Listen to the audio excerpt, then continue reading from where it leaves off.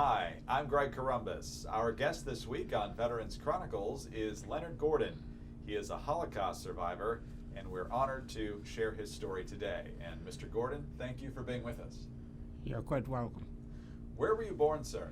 I was born actually in Germany, but I grew up in Lithuania. That's one of the Baltic states on the Baltic Sea. It's a little south of Stockholm, which is Norway. So you were born in 1925. Correct. So you were a teenager when World War II really broke out, and then eventually the Soviets were the first ones to come to Lithuania. Correct. Somehow it was Ribbentrop, Germany, and the Soviet Union under Stalin. They had agreement, but they invaded our country in 1940. And what happened then, we were sort of well off according to local standards. I went to private school, but then the Russians were against everything. They confiscated our properties. We had to move out from our apartment, a less desirable apartment. It was a mix-up. At home we talked Yiddish. In high school we had to speak Hebrew, and the official language was Lithuania.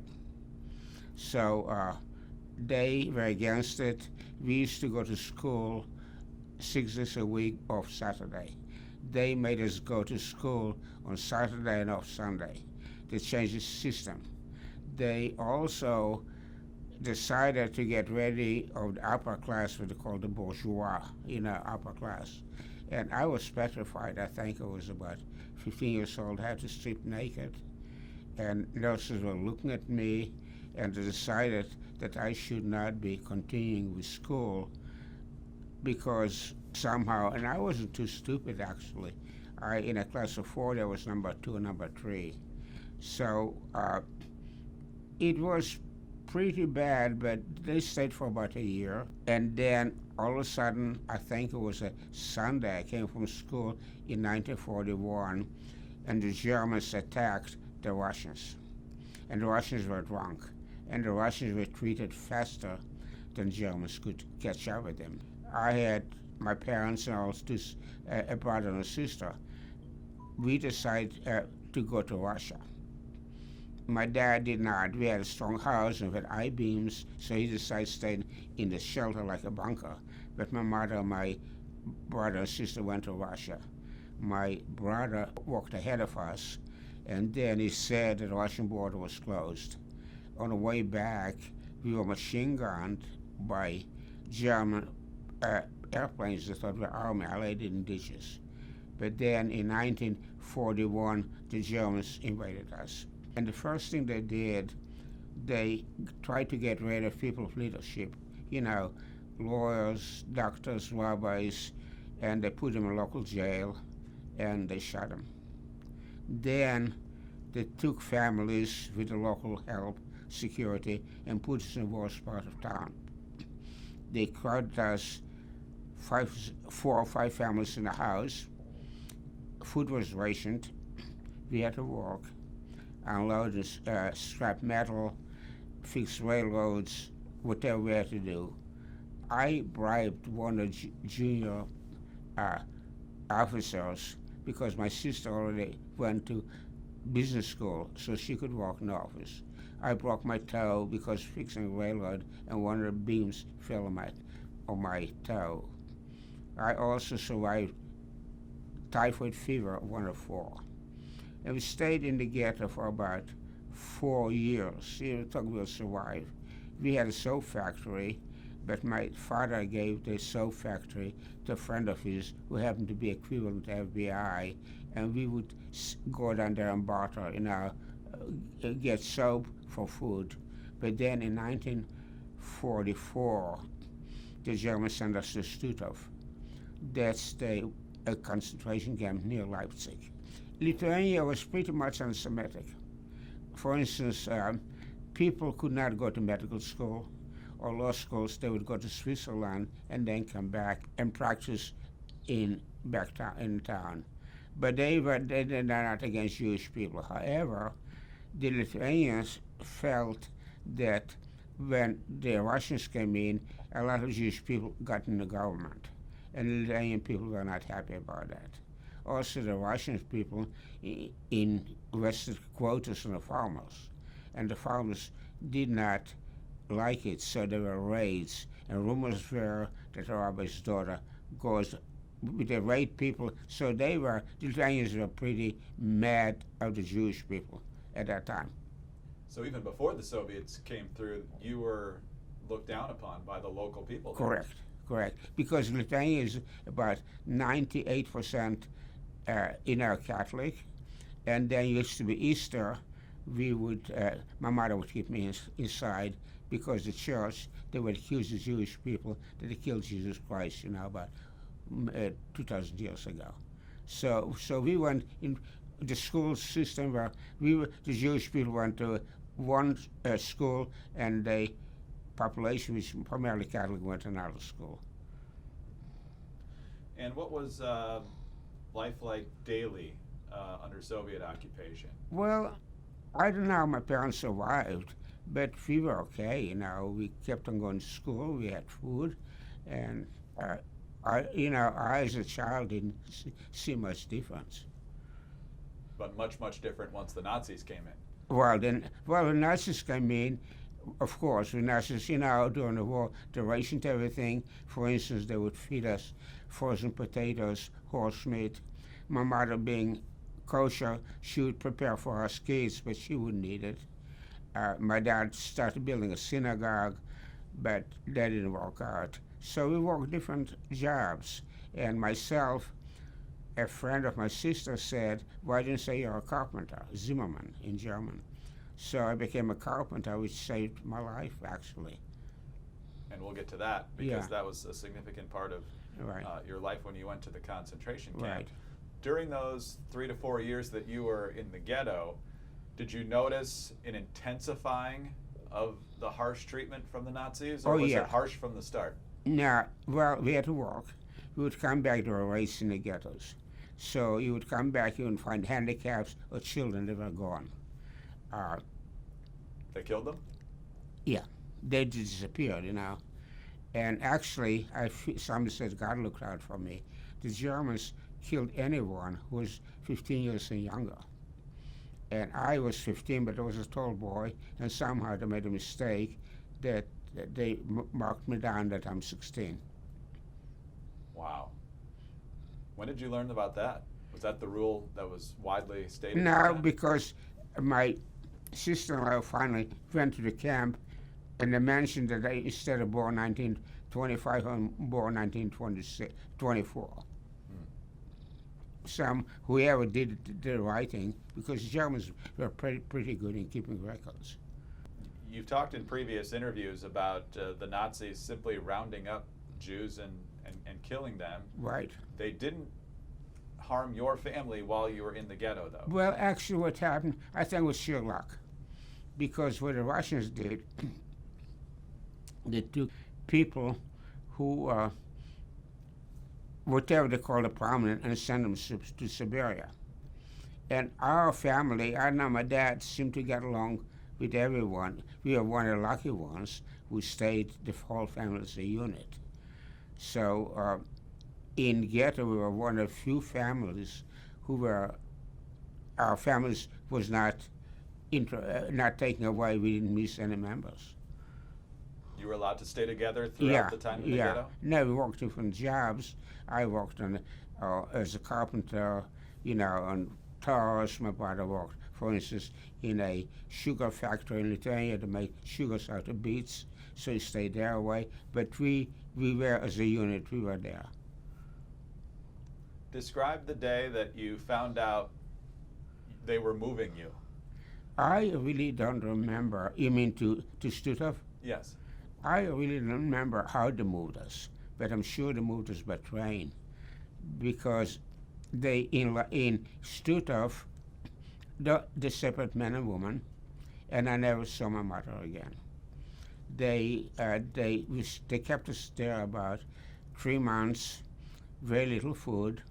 We had to sleep on straw in Bank Street in a bunk, and then they sent us to Dachau. Dachau actually was a hub.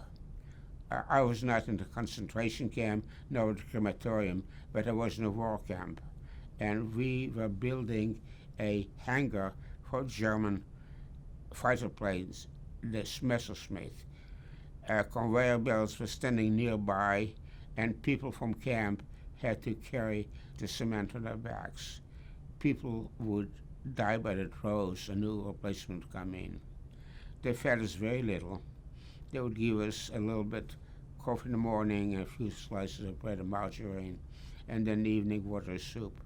When we were in Stutthof, the Germans had two camps, and then one camp, and then they built another camp. And then they left my dad in one camp, and they moved in my brother and myself and brother other camp. I never saw my dad again. So while we were there, I was so miserable in Dachau. I mean, we were infested with lice.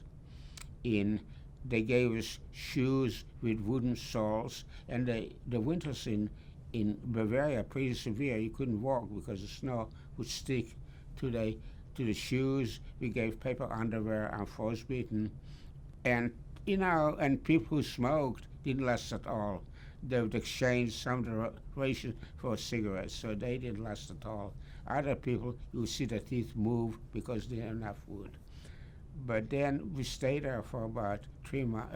We stayed there till, and then what happened, somebody looked out for me again.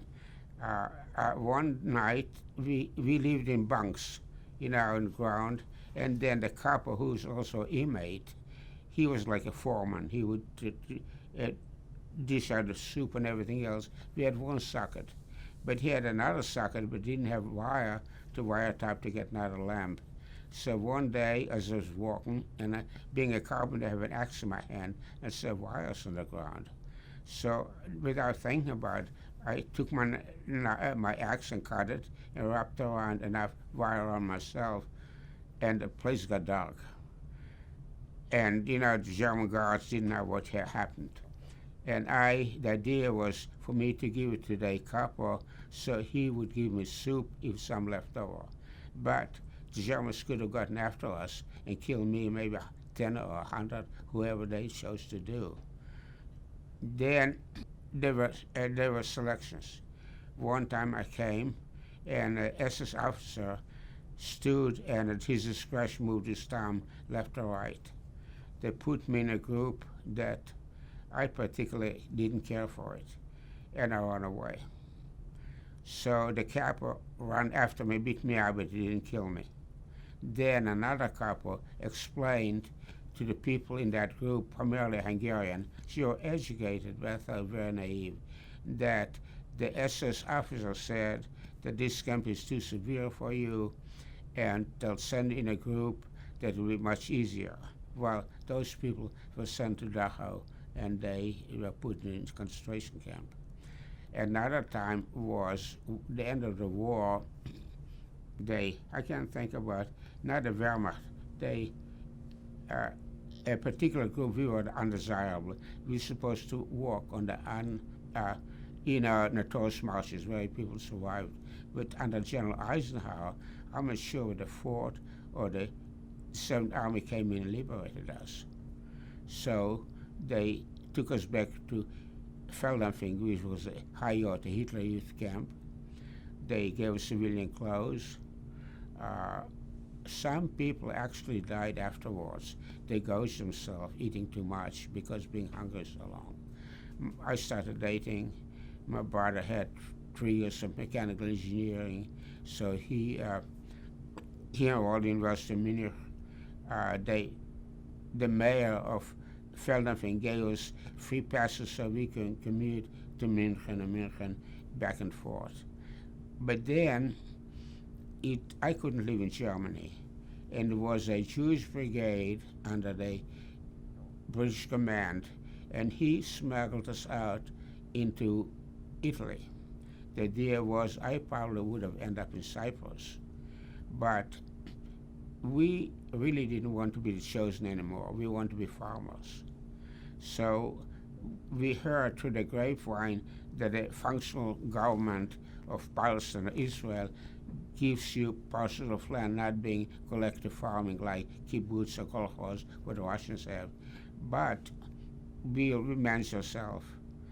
I had a cousin who my mother raised. Her mother died at birth, and she moved to United States and Washington, D.C. She found us and kept bombarding us to come to the United States. She says, doesn't have anyone, and come there. After she persuaded us, she went to Washington in American Embassy and filled out necessary papers. And we, in turn, decided to come to the United States. We applied for visas. We, my brother, myself.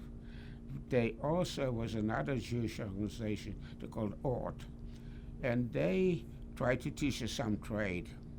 I still don't know this time how I know it was an Italian engineer who taught us for about 9 months how to become electronic mechanics, run chassis, run transformers, use oscilloscopes.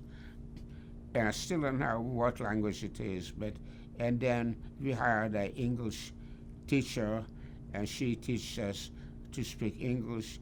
I spoke very fast, and then I filed conflict declaration. But then I tried to learn English. I tried to get American newspaper, and with the help of a Hebrew or Jewish dictionary, try to make sense what the newspaper says. Then we met our turn. We sailed from Naples, Italy, to Staten Island. And my cousin again went among relatives, collected money for our voyage. What year was that? That was 1947. Okay. There's so many things that you mentioned in your response, and I just want to highlight them a little bit more. Surely. First of all, when you were finally sent away from the ghetto to the concentration camps, you mentioned that your mother and your sister were separated from... Right, men and women were separated. Men and women were separated. Were you aware of what the Nazis were doing in these camps before? No, we were miserable. We were hungry. We were talking about, we were so hungry you couldn't imagine. We were thinking about why do people have to shell potatoes if potato shells taste so good. For instance, on Friday night, my mother would have a elaborate dinner, big dinner. And then we said all the breadcrumbs from the tablecloth. We could have had another meal. We were so hungry you couldn't imagine. So you had no idea that they were killing people at Auschwitz or anywhere else? Well, we didn't know, but now they're disappearing. You also mentioned earlier that your construction skills saved your life. Right, because I didn't have to work nights. And another time, I was in scaffold, and the scaffold collapsed, and a 2x4 was about 2 inches away from my head, but my brother pulled me out. So being a carpenter certainly helped me a lot. Now, given the very poor conditions at the camp, I also understand that at one point your father suggested committing suicide. Oh yeah, he was so miserable. He was actually, I thought, now I think a quite successful man, but he was so miserable, with the Russians taking everything away. So he really would talk to us, let's commit suicide. He just said it matter-of-factly? Yeah, he talked about it, said, we won't survive, let's commit suicide. But being a kid, it didn't affect me as much, but I'm sure, and I don't know, I got word that he disappeared in somewhere November 1944, because he was a separate camp where we were. And so eventually they told you that he... Well, actually, I found because my nephew, they and his mother went to Germany, Feldenfing, there where we stayed. Feldenfing is a German name, and then looked up the records and found exactly what happened when he died. What did you learn? Well, he learned that he died, but didn't say how, when. What did you learn about your mother? Well, actually, what happened with my mother, my sister joined me. She was in Poland, my mother, and and my mother was in Poland. I never knew where they were. But then my sister came back to Feldafing, and my sister never talked about it. But other people who were with her told me that my mother froze to death. She was 46 years old, and she had a sweater in the toast marches and gave it to my sister. But and that was 2 weeks before we were liberated. You're still a very young person when you experience all this. You're 20 years old when the war ends, and now you've realized that they've taken your mother and your father. How do you process that at 20 years old? Well, actually, what happened, I came to the United States, and my cousin, who again brought us over, gave me a job in giant food stores to putting up stock. And you know, I got a job, so I was happy. I lived with my sister. But then I worked for Giants about 5 years.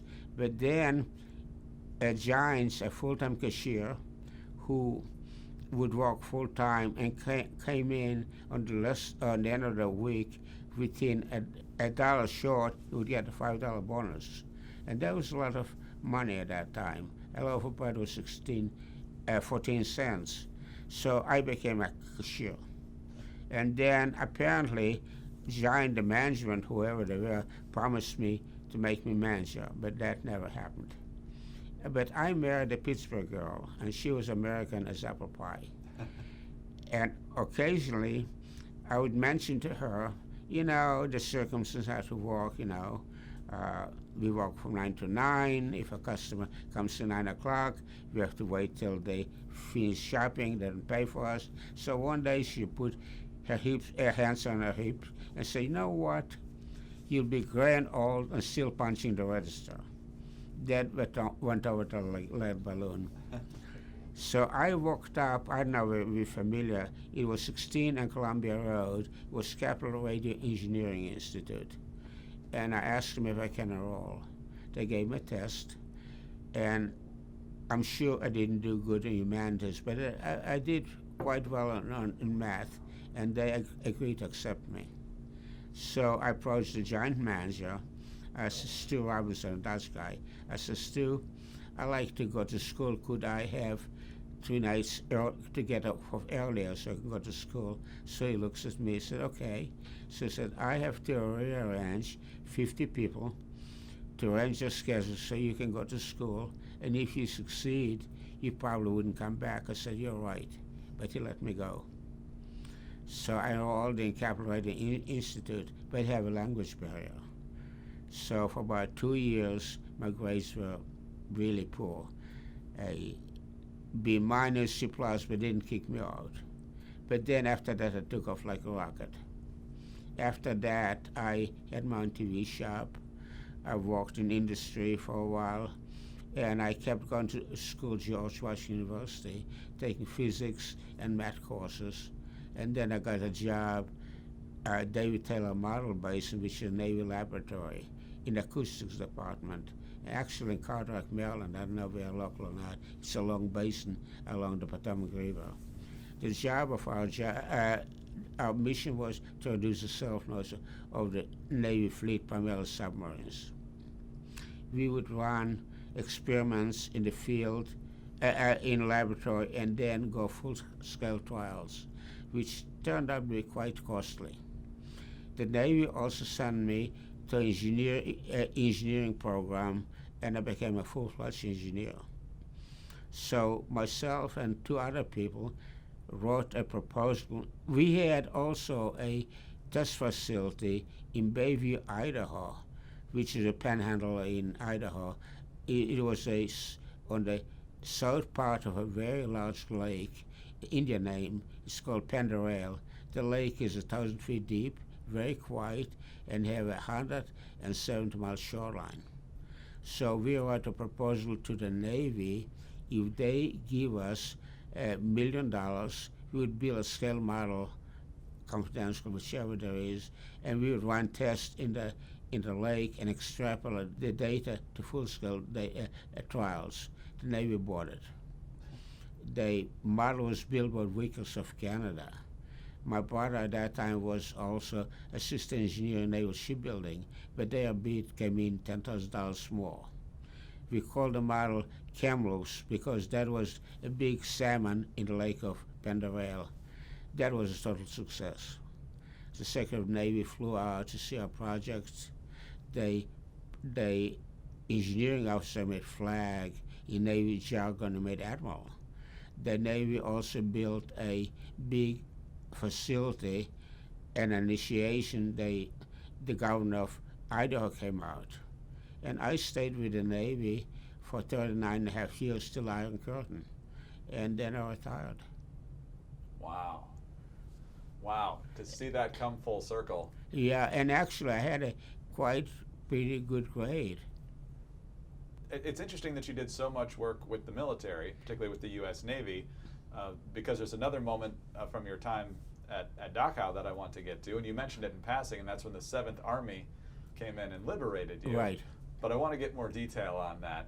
I can't imagine what it felt like to be free after everything you had been through. What was that like? The Gausil, it was like a miracle, because the Wehrmacht, I can't think its particular name, the marches were notorious. Very people survived.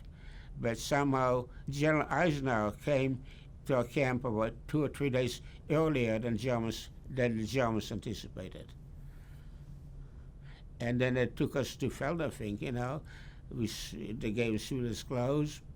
We started living almost normal, What physical condition were you in when you were liberated? Well, I was just ice and bones. I was close to 5'11". I was 85 or 90 pounds.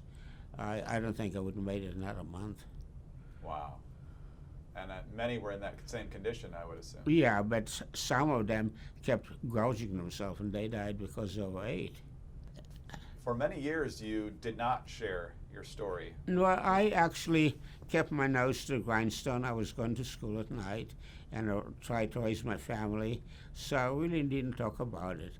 But then what happened, I think it was the 20th anniversary of the Holocaust, and my son said, let's go for dinner. So went to dinner, and there were GIs who liberated the camps. So I have 5 grandchildren. And then after dinner, my grandchildren staying around it, and they're all tall. And I thought I'll be in Channel 5. So I turned loose. And apparently, whoever did record it, they got my interview. And then it's a strong Jewish community in Fairfax County. And I don't know, it's Eisenstadt strong, but he said, Leonard, Bishop O'Connor High School wants someone to talk about Holocaust. He said, would you mind doing it? I allowed you an hour and a half. I said, hour and a half? I don't have enough to talk about an hour and a half. He said, don't worry about it. I said, well, in the Navy, I used to make presentation, but I knew where the microphone was, where the podium was. I said, don't worry about it. Then I said, my hearing is not the greatest. I said, don't worry about it. So I went to Bishop O'Connor. The principal introduced me the same story that I gave in the Holocaust, and they gave me a lawyer from the Labor Department who sort of interpreted when some of the students would ask questions. And I gave him a spiel for about a half an hour. That's when questions, how do you feel about Germans? I said, well, no matter what your children do, what your parents do, you can hate your parents. And then they all want to take pictures with me and shake hands with me. And then I gave another talk at Wakefield High School, and was 450 people standing room only. Again, they wired me up as a sound man. And one fellow asked me, said, how do you feel about the Holocaust denial? I said, you can't deny it. I said, look, after the Russians open up their archives, you find all the graveyards like Ukraine and Bar Yar. They killed 28,000 people. I said, all the crematoriums and all the gas chambers. I said, 75 years in history, it's a very small part. So, and that's about it. And they gave another few talks. Dunbar High School, apparently, people of color was there, and they were in synagogues. I talked to my synagogues about my experience. I talked to the 50 plus right here about. I don't deny it. I don't really look forward to it, but somebody asked me, and my son said I should share my experience, whoever wants to hear it. What's the most important thing you want people to know about not only your experience, but what the Jewish people went through in the Holocaust? Well, Hitler, I think, I really don't know, but I think the Jewish people in Germany was very prosperous people in the military, science, finance, and the Germans, I think, had to pay a big fee after losing World War One. So Hitler, I think that he was a quarter Jew too. He tried to pick on them and that a winning card, but somehow United States and everybody else didn't respond. So he started exterminating people, and he got away with it. You mentioned before that Holocaust denial is a fool's errand because the facts are so clear. Do you worry that after those who experienced it, like you, are no longer able to tell the story? It could be, could be. But actually, what people want to do, that's what they want me to talk, and then have the second generation know about it, and now the public was going on, knowing what's going on. So, after your many years of service, really, in helping our U.S. Navy be as strong as it could be, you mentioned that you served all the way to the end of the Cold War. What was it like to see that moment after how you had been treated by the Soviets 50 years earlier? Well, I'll tell you, I had the best job as I could. I could do anything I want.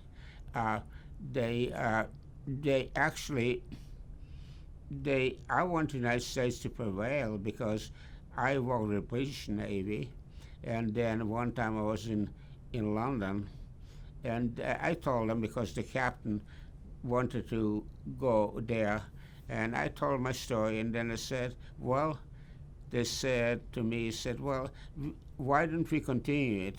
I said, how is that? He said, well, we'll talk and we'll look at your face and see the expression. So I told him, I told all I wanted, but then I found out that our sonar, the security in England was very, very porous, and the Russians, have a copy of it. So I just told them all I wanted, but I certainly want the United States to prevail, and people were spying on you. They would ask you about evil, unrelated things. What do you think about this? What do you think about that? But had to be very careful. While you were helping build ships? I was not helping build ships, but we tried to invent material so that the submarine would not be detected. Acoustics, like the propellers, the sonar, different domes. Because the ocean has different layers. If you're passive, you can stay there for a while and nobody can detect you. When you start pinging, you give yourself away. Sure. They have voices from whales and everything else. You have to distinguish it. So, from 1940 to 1945, you were occupied by the Soviets and then the Nazis. No, but I was occupied by Soviets 1 year for 1940 to 41. And then the Nazis. Then the Nazis. And so, you're sent to a concentration camp. You just said you were probably about a month away from dying before the liberation came. Right. And now, all these years later, 75 years later, I believe it's just this past Hanukkah, you were a guest at the White House of the President of the United States. Well, actually what happened, I got a call from the Holocaust. And they said they don't know why and when, but the White House asked somebody who was in Dachau. And so I tried to explain to him that I was in Dachau, but again, as I told earlier, it's a hub.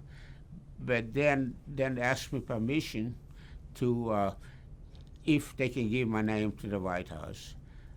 So I said yes.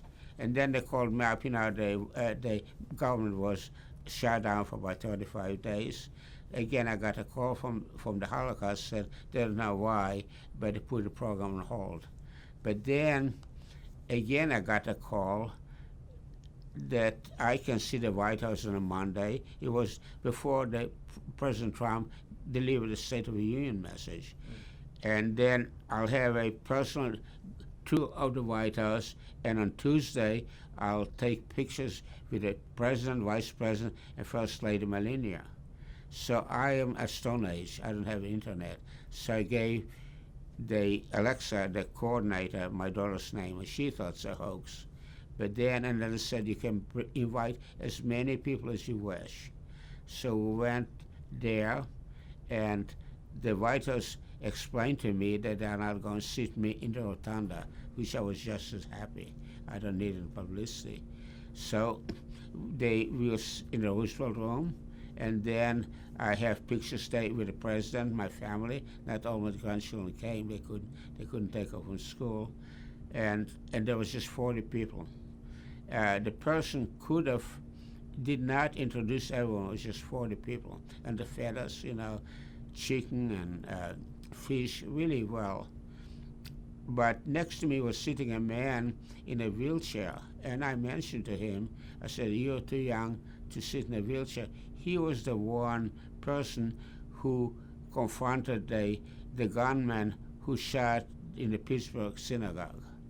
But I don't know for security purposes or not, but Alexa did not introduce the people who were there, just the 40 people. But then again, before Hanukkah, my daughter got another invitation, asked us if we want to come, and they said 4, but there were 5 because she's married and my son is married. So she called up, and Alexa said, "Can I bring another guest?" To say, yeah. And then we were there, and then the president talked about me. He kept asking me, you probably have it when you looked up his Hanukkah interview. He talked about me for about a minute or two. What did he say? Well, he said, "Here's Leonard, he's 94 years old, he looks good, all the best luck." You can look it up, he kept talking about me. But I thought he remembers all the names, but my daughter said he has transcripts in the bag, big letters. So he's a pretty good actor. He looks from the corner of the eye and looks at you and talks about it. Yeah, they get a lot of practice on those things. Yeah.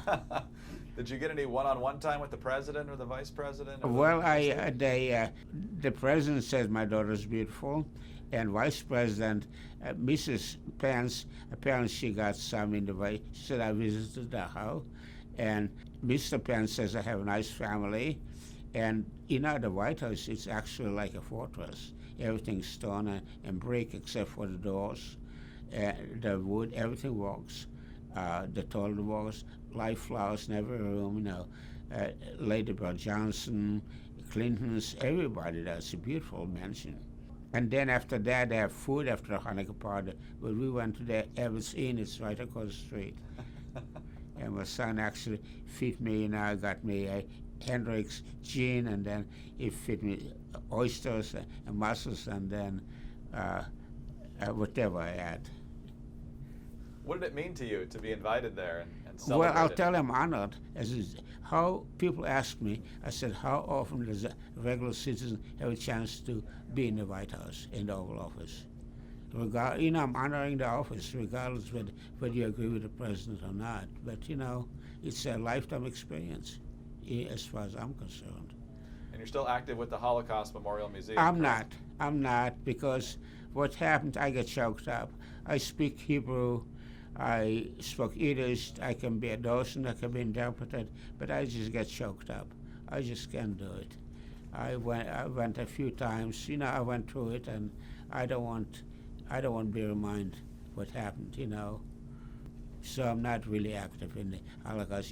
I contribute towards their being, for existing, but I'm not. And then at one time, I was in a meeting down there, and I don't know, 2 people from Chicago made a movie, and they put General Eisenhower in very bad lights, which was not true. They showed that they went in Italy, and people in the camp were not Jewish, and they were really confused. I didn't like it. I wanted to grab the microphone and said, it's wrong, but you can fight City Hall. because when we were in camp, the people never asked us. There were people in the military who were Jewish, and they asked us your background and everything else, never asked us to send us back where we came from or anything like that. You mentioned, and we'll close with this, you mentioned 20 years after the end of World War II, you were in a restaurant where the GIs were also. Have you had a chance to interact with some of the people who actually liberated Dachau? No, I was very much moved because they were the ones who liberated the camps. That's why I started talking. I thought it would be in Channel 5 the evening. I turned loose. And then we have my interview. And then, I don't know, they kept asking me questions and they got on record. That's where you found out about me. Absolutely. Well, Mr. Gordon, we thank you so much for sharing your story. I know it's a very difficult story, but it's critically important for everyone to know what truly happened, and to have your firsthand experience is very valuable. Thank you so much for being with us. You're quite welcome for inviting me. Our guest today on Veterans Chronicles has been Leonard Gordon, a Holocaust survivor from the Dachau concentration camp. I'm Greg Columbus reporting for Veterans Chronicles.